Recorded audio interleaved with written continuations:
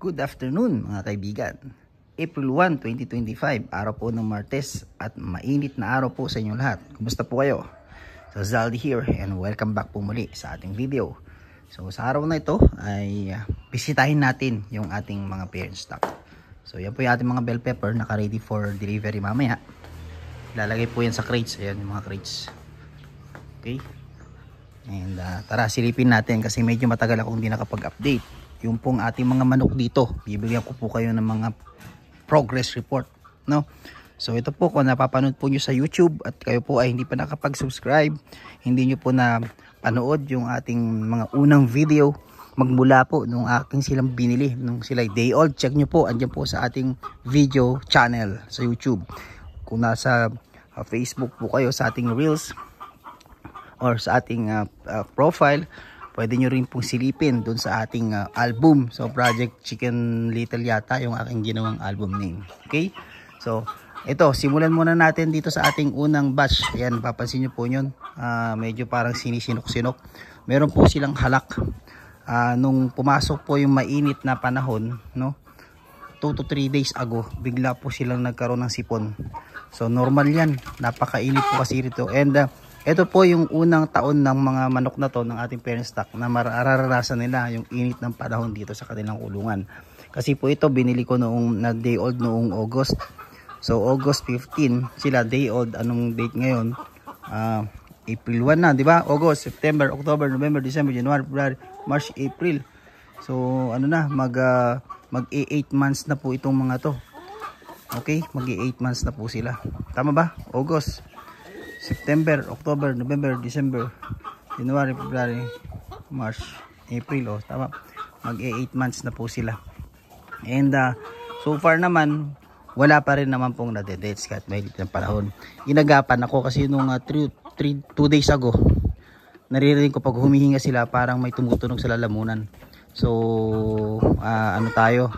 Preventive measure agad tayo. And ang ginawa ko pong medication ay Pramoxil. Okay, yun talaga. Kasi pag hindi po natin inagapan, madededs po yan. Okay, so kaysa po madeds, kailangan natin siyang gamutin. So 2 to 3 days, ngayon po ang ikatatlong araw, medyo okay naman na sila. Okay na yung kanilang sipon, kaya lang yung init ng panahon tuloy-tuloy pa rin. So ganito po yan guys. Kapag po biglang umulan mamayang gabi or bukas, sigurado sisipunin po yan. Kaya ihanda na po agad ang inyong mga manok sa mga ganitong panahon. Okay, hanggang ano po to, hanggang Mayo. Yan. Tapos mag-change weather na naman, doon na naman po sila sisipunin. Okay? So yan, ang kanilang egg rate ay maganda pa rin naman. Nasa range po ng 85 to 100%. So nagwa 100% po itong mga ito. Pagdating po sa feeds, kung ano po ang available sa poultry, yun lang po ang binibigay kong feeds sa kanila, layer feeds. So ang kanilang takal ay 110 to 120 per head. Okay? So yun po yung ginagawa kong pagpapaano sa kanila pag feeding program. Sa tubig naman, vitamins, yung binibigay natin is yung Vitamin Pro. Ayan, nahalo ko yan po sa kanilang kailang inumin. Okay? So yan, at ayun, nag-improve na rin tayo sa ating kulungan, no? Ay ating ang tawag doon, pugad, dahil nababasagan po kami, minsan nababasa po isa, dalawa, ganun. So in-improve na po namin. And silipin natin kung may itlog na. Okay? So ibababa ko yung mic ay yung camera, so baka hindi marinig yung sasabihin ko para makita din po ninyo yung yung itsura niya. Okay?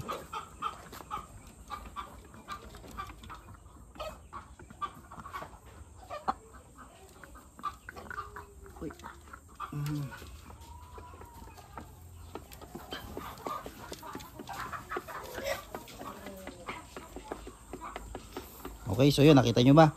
So yun po yung ating mga egg, yung condition ng ating mga parent stock. Number 1, batch 1. So 17 po ito, 17 na hens, and then 4 po yung ating rooster. So mayroon tayong extra isang rooster para for other purposes. Okay, so yan po yung ating, narinig nyo ba yun? Ayun, no? Naghahalak sila. Okay, so ano yan, mainit kasi ang panahon. Mainit ang panahon kaya kaya naghahalak yan. Pero okay lang yan as long as mapataas natin yung kanilang resistensya. So ito pong ating room number 2 ay kinlear na namin. Piniprepare ko na clear ito para maibaba namin yung batch 2 naman na mga anak ng ating parent stock. So meron pong 73 po na manok doon. Pullet ba tawag doon? Pullets na ang edad ay 15 days old more or less. Okay, so ayan, at ito pong ating mga manok na decal white ay dire-diretso po ang kanilang pag-iitlog. So nakakaisang tray po yan everyday, and sapat na sapat po dito sa ating mga kapitbahay. Okay, and mapapansin po ninyo, bakante na po, may bakante na po tayong may bakante na po tayong room. Yan po ay dahil ginawa ko silang apat-apat. Kaya nabakante po yung 3 container. Ang plano ko po kasi dyan ay ilipat yung ibang mga manok natin na D109. Okay, para mas madali ko matrack yung kanilang egg. So, bukod dyan, nagdagdag po tayo ng parent stock. Ito po ay batch 2 na parent stock. Total po nito ay 12. 3 naman yung mga rooster. So pure line din po ito. Halos mas bata lang po ito ng 7 to 8 days dun po sa ating mga manok na yon.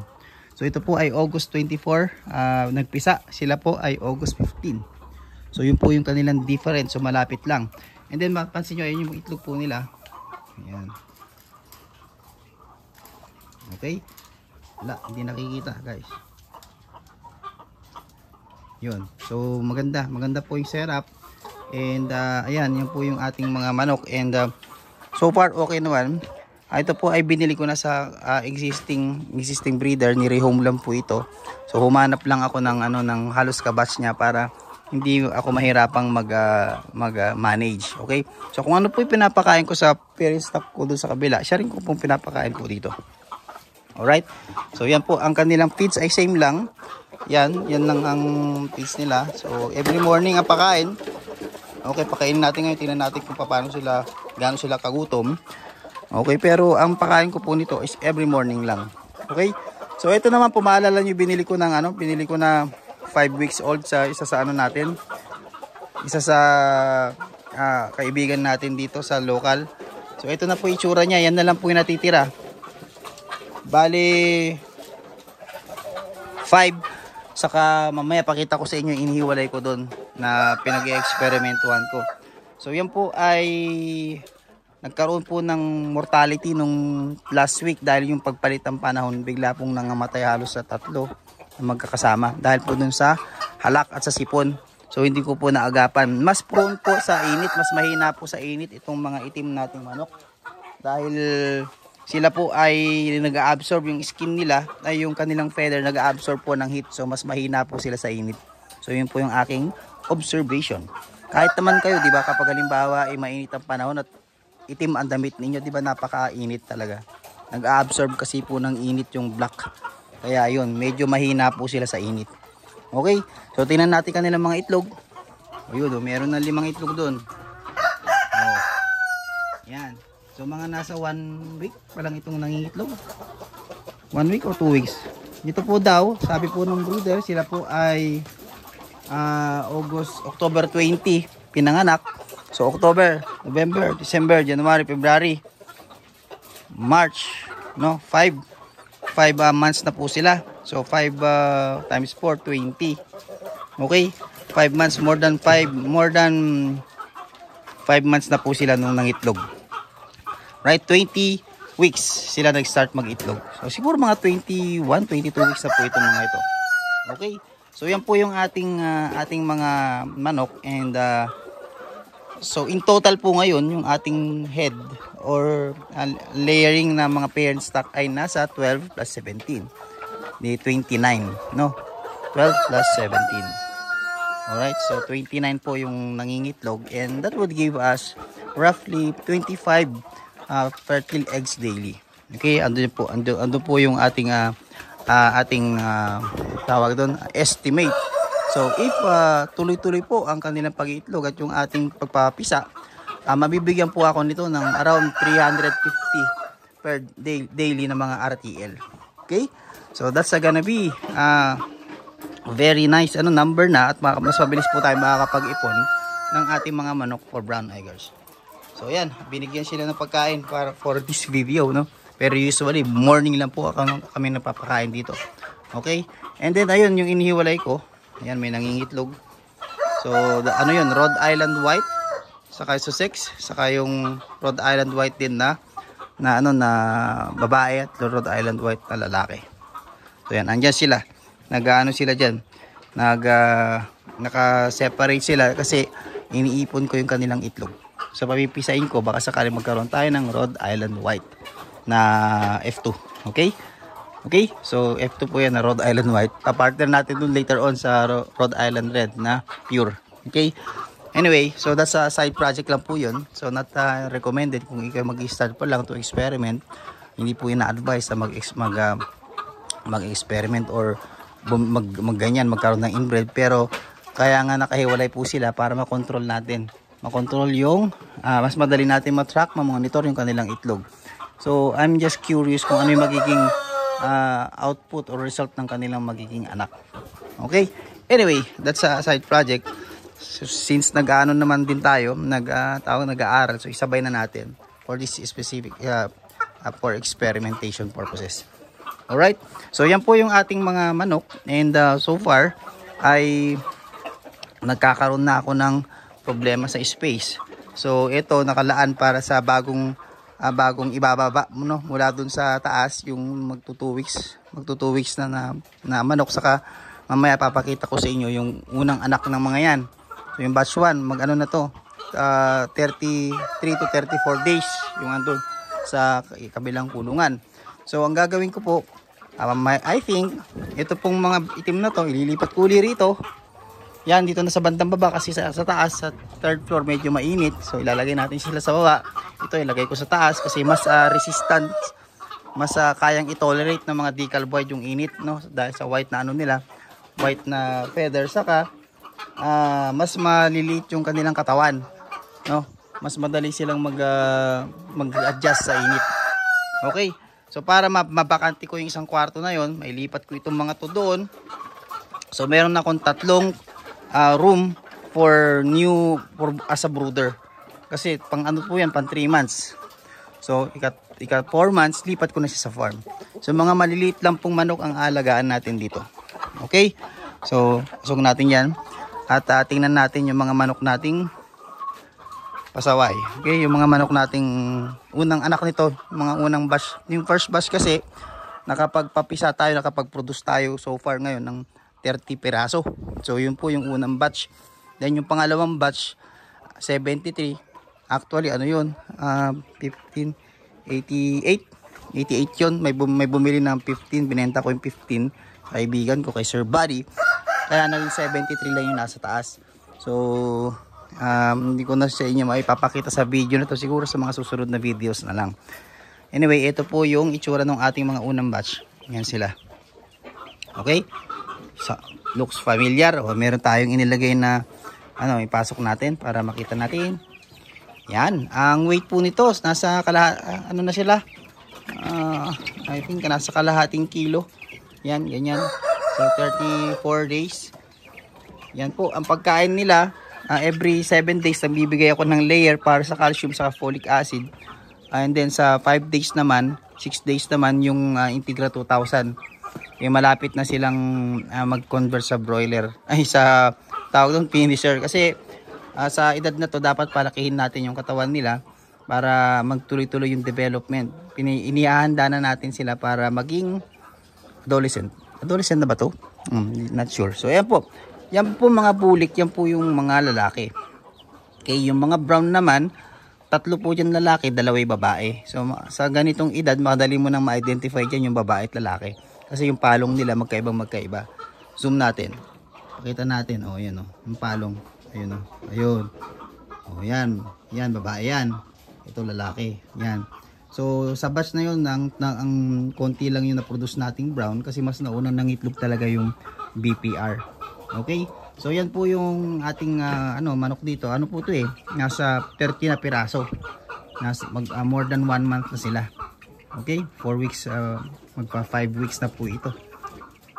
Okay, so ayan, yan po yung ating mga manok. And naka-ad libitum po ang ating pakain.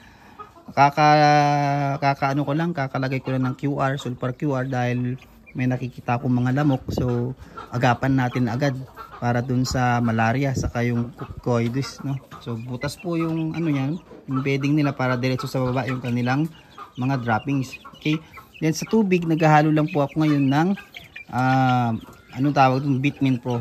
So yan, simplify ko lang yung approach, Bitmin Pro lang para iisa, and then egg 1,000 every 2 days, ganun, once every 2 days, parang ganun, or every 3 days. Right? So lapit tayo dito sa isang kulungan natin, kwarto natin, ayan, apartment. Ay, na ano nila, na itapon nila yung kainan. Okay, may isang itlog, ayun, nakita nyo, ayun. Yan. So mamarkahan natin yan, yung papipisaan para mas madali pong i-track. Andito po si GB, pangalan po ng dalawang ano natin, GB, si G at si B, kaya GB. Okay, so yan, kunin ko lang at naitapon nila. So ito yung problema ko ngayon dito na sinosolve, natatapon. So most probably gawan ko na lang siya ng kainan dito sa labas, yung hindi mababasa dito banda, para hindi niya tawag doon, hindi niya tinataob. So tinataob niya eh.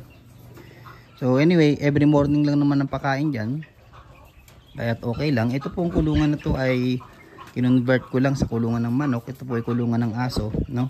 Kinonvert lang namin ni Gio sa kulungan ng manok para pwede ako maglaman ng 6, no? Isang rooster saka 6 na hen. Actually 5 hen, 6 isang rooster. So pwede po dyan ang 6 na manok. Okay, kasi naman po sa isang square meter, diba, 5, more than 1 square meter naman to. Kaya pwede rito ang 6.